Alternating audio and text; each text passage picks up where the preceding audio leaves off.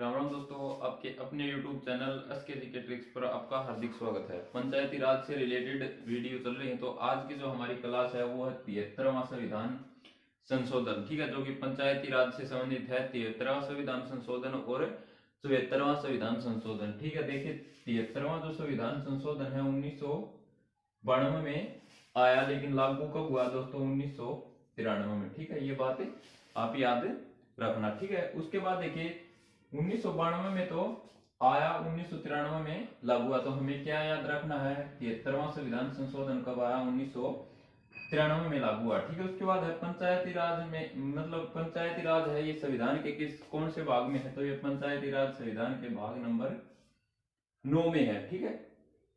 उसके बाद अनुसूची, ठीक है, 12 अनुसूची, उसमें से 11वीं जो अनुसूची है उसमें क्या है? पंचायती राज है, ठीक है। 11वीं अनुसूची में पंचायती राज है दोस्तों। और उसके बाद उसमें जिक्र आ जाए कि कितने विषय हैं, ठीक है। 29 विषय हैं जिसके ऊपर पंचायती राज से संबंधित कानून बन सकते हैं। कितने विषय हैं? 29, ठीक है। अनुच्छेद का जिक्र आ जाए कि कितने नए अनुच्छेद जोड़े गए, ठीक है। तो इसमें कितने बहुत इंपॉर्टेंट है कि जो 11वीं अनुसूची 73वां संविधान संशोधन 29 विषय और 16 क्या था? इसमें नए अनुच्छेद जोड़े गए थे, ठीक है। सबसे पहले देखिए, जो ये 16 अनुच्छेद जोड़े गए वो कौन से थे? 243 से ए से लेकर ओ तक थे, ठीक है। 243 से ए से ओ तक थे, ठीक है। उसके बाद आ जाएगी पंचायती राज का पायलट प्रोजेक्ट। सबसे पहले कहाँ आया? तो आंध्र प्रदेश में आया। कब आया? 1958 में आया, ठीक है। उसके बाद आ जाएगी पंचायती राज सबसे पहले कहां पर लागू किया गया? तो कहां पर हुआ? 2 अक्टूबर 1959 में नागौर राजस्थान में, ठीक है।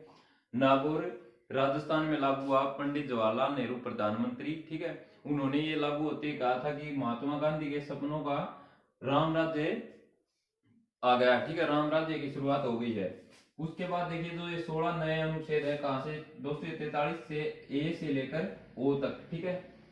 तो सबसे पहले जो बात आती है 243 में क्या है, ठीक है। देखिए, सबसे पहले अगर कोई भी चीज बनेगी तो उसकी भाषा, ठीक है, भाषा बनेगी। तो भाषा क्या है इसकी?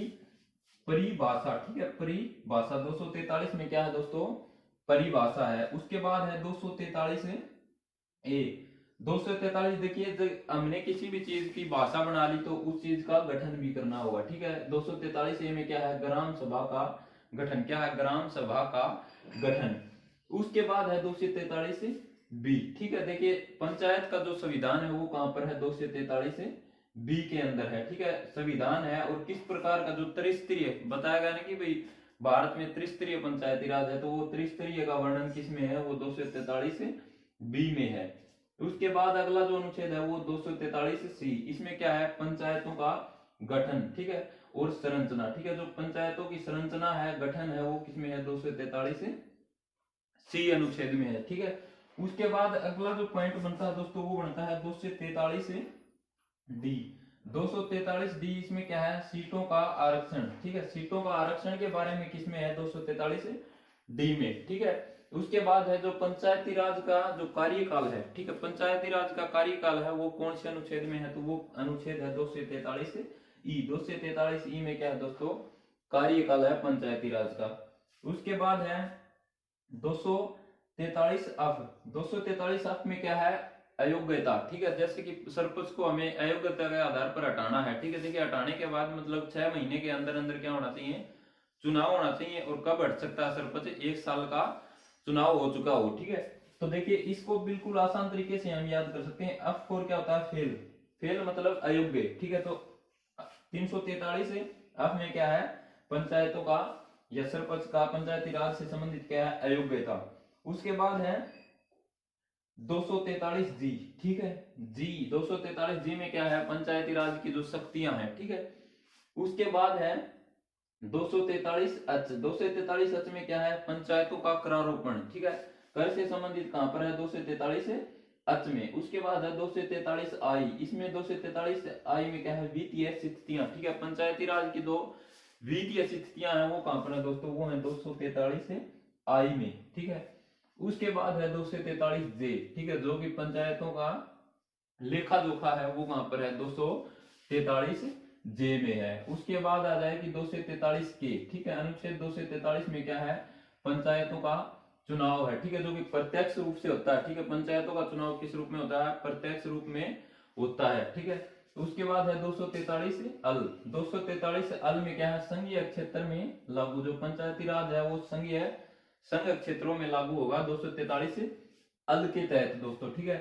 243 अम 243 अम में क्या है? कतिपत मामलों में लागू होना, ठीक है। पंचायती राज कतिपत मामलों में लागू होगा, ये कहाँ कही गई है बात? 243 अम में। उसके बाद आता है 243 अन। 243 अन, इसमें क्या है? पहले से विद्यमान जो कानून है वह है, ठीक है। पहले से विद्यमान कानून कौन से अनुच्छेद में है? 243 अन में है दोस्तों, ठीक है।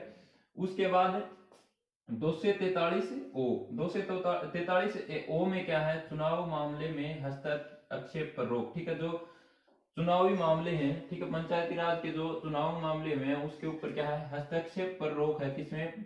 न्यायालयों का, ठीक है। न्यायालयों का हस्तक्षेप पर क्या है? रोक है दोस्तों, ठीक है। जो ग्राम पंचायत का जो मुखिया होता था दोस्तों, उसको पहले क्या कहा जाता था? प्रधान। और आज के दिन इसको क्या कहा जाता है? सरपंच, ठीक है। आज क्या कहा जाता है? इसको सरपंच कहा जाता है। पंचायत समिति में क्या होता है दोस्तों? प्रमुख होता है। जिला परिषद में क्या होता है? अध्यक्ष होता है। और ग्राम सभा या ग्राम पंचायत में क्या होता है? सरपंच होता है। उसके बाद देखिए सरपंच है ये, इसकी कितनी आयु होनी चाहिए? 21 वर्ष की आयु में सरपंच का चुनाव लड़ सकता है, ठीक है। उसके बाद देखिए हरियाणा में 21 वर्ष की क्या होनी चाहिए? एक तो वैसे तो भारत में 21 वर्ष की आयु होनी चाहिए सरपंच का चुनाव लड़ने के लिए। और हरियाणा में क्या क्या योग्यता रखी गई है? अगर जनरल कैटेगरी का है तो 10वीं पास होना चाहिए, ठीक है। 80 का है तो कितना? 8वीं पास होना चाहिए, ठीक है। अगर जनरल की महिला है, ठीक है, जनरल कैटेगरी की महिला है तो 8वीं पास होनी चाहिए। और 80 कैटेगरी की महिला है तो 5वीं पास होनी चाहिए, ठीक है। 5वीं पास होनी चाहिए। और 2 बच्चों से अधिक बच्चे नहीं होने चाहिए। और घर में क्या होना चाहिए? घर में शौचालय होना चाहिए, ठीक है। क्या होना चाहिए? घर में शौचालय होना चाहिए। और वो उसका कोई भी बिल बकाया नहीं होना चाहिए, ठीक है। कोई भी उसका बिल बकाया नहीं होना चाहिए। ये हरियाणा में लागू है, ठीक है। योग्यता सबसे पहले राजस्थान ने निर्धारित की थी। सबसे पहले जो योग्यता पंचायती राज में योग्यता निर्धारित करने वाला पहला राज्य आ जाए तो कौन सा है? वो है राजस्थान, ठीक है। और दूसरा आ जाए तो दूसरा कौन सा? हमारा हरियाणा, ठीक है। दूसरा कौन सा है? हरियाणा। पहला राजस्थान याद रख लेना। 2 अक्टूबर 1959 में पंचायती राज सबसे पहले नागौर राजस्थान में आया था, ठीक है। उसके बाद जिला परिषद का कौन होता है? अध्यक्ष होता है, ठीक है। देखिए जो ग्राम पंचायत है वो सबसे बड़ी, सबसे निम्न इकाई होती है। पंचायत समिति होती है वो मध्य होती है। और जिला परिषद होती है ये सबसे बड़ी इकाई होती है। उसके बाद आता है कि गोवा, ठीक है। देखिए गोवा में भी त्रिस्तरीय है, लेकिन एक जो चीज है वो बदली हुई है। देखिए ग्राम पंचायत यूं का यूं है, ठीक है। जिला परिषद यूं का यूं है। जो लेकिन जो पंचायत समिति होती है उसमें क्या आ गया? तालुका, ठीक है। तालुका आ गया एक इसमें। उसके बाद है मेघालय। मेघालय है, मिजोरम है, नागालैंड है। इसमें पंचायती राज नहीं है, ठीक है। इसमें पंचायती राज नहीं है। इसमें क्या है? जनजातीय परिषद है। जनजातीय परिषद किसमें है? मेघालय, मिजोरम, नागालैंड, ठीक है। इनमें पंचायती राज नहीं है। क्या है दोस्तों? जनजातीय परिषद है इसमें। उसके बाद है केरल व जम्मू कश्मीर में किस प्रकार का पंचायती राज है? एक स्तरीय, ठीक है। याद रख लेना केरल व जम्मू कश्मीर में एक स्तरीय पंचायती राज है दोस्तों, ठीक है। उसके बाद है उड़ीसा व मध्य प्रदेश में किस प्रकार का है? 2 स्तरीय है। उड़ीसा व एमपी में किस प्रकार का है? 2 स्तरीय। उसके बाद है पश्चिम बंगाल, ठीक है। पश्चिम बंगाल में कितने प्रकार का है? 4 स्तरीय है, ठीक है। हरियाणा में कितने प्रकार का है? 3 स्तरीय है, ठीक है। त्रिस्तरीय, ठीक है। त्रिस्तरीय का वर्णन किसमें है? 243 बी में है, याद रख लेना, ठीक है। भारत में 1/3 आरक्षण किसको है? महिलाओं को, ठीक है। महिलाओं को 1/3% आरक्षण दिया गया पंचायती राज में, वो याद रख लेना, ठीक है। 1/3% आरक्षण किसका है? 1/3% मतलब 1/3 तिहाई, मतलब 1/3, ठीक है। 1/3 भाग किसका आरक्षण होगा? महिलाओं का होगा, ठीक है। चुनाव है वो किस प्रकार से होंगे? प्रत्यक्ष रूप से होंगे, ठीक है। पंचायती राज के जो चुनाव होंगे वो किस प्रकार से होंगे? प्रत्यक्ष रूप से। तो जी ग्राम सी और पटवारी एग्जाम के लिए बहुत ही इंपॉर्टेंट क्लास है, इसको देख लीजिए और वीडियो को ज्यादा से ज्यादा शेयर कीजिए। हमारे चैनल एसकेजी के ट्रिक्स बाय सुखदीप सर को सब्सक्राइब कर दीजिए, अपने दोस्तों के अंदर शेयर कीजिए, ठीक है। तो ये यहाँ से 1 या 2 क्वेश्चन बनने के बहुत चांस हैं, ठीक है। धन्यवाद दोस्तों।